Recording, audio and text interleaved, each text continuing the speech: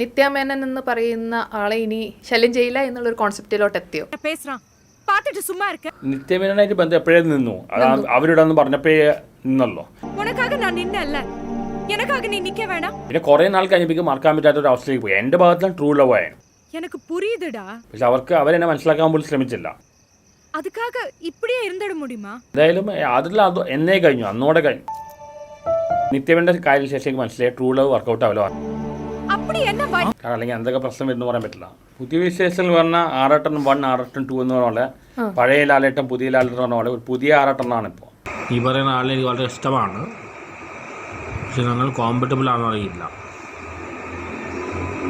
മറ്റാരുമല്ല, മലയാളത്തിലെ lady super star Manju വാര്യറാണ്.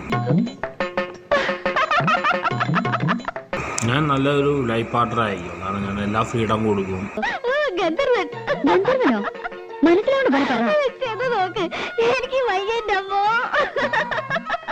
ഇപ്പോൾ 2K കേസിന് ലവ് അല്ല, ലസ്റ്റാണ്.